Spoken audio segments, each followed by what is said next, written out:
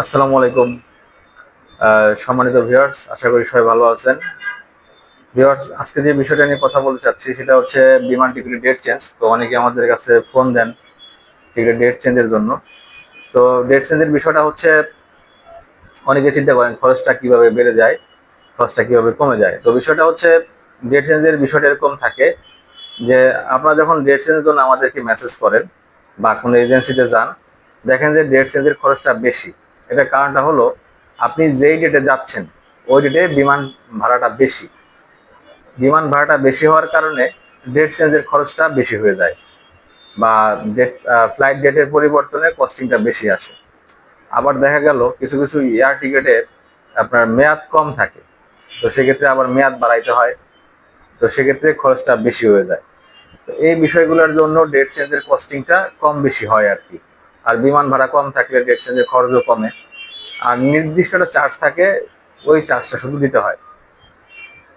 Viewers, একটা বিষয় আপনাদেরকে জানাচ্ছি, সেটা হচ্ছে কুয়েতের ভিসা কিন্তু আমরা প্রসেস করি। কুয়েতের ওয়ার্ক পারমিট হোক, হাউস হোক, কুয়েতের যে কোনো ভিসা প্রসেসিং এর জন্য আমাদের সাথে যোগাযোগ করতে পারেন।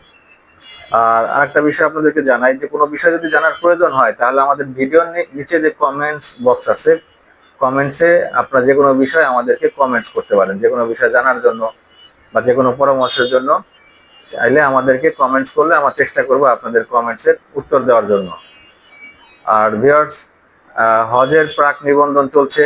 যারা 26-27 হজ যাবেন কম খরচে, তারা কিন্তু আমাদের মাধ্যমে যেতে পারেন কম খরচে হজ প্যাকেজ।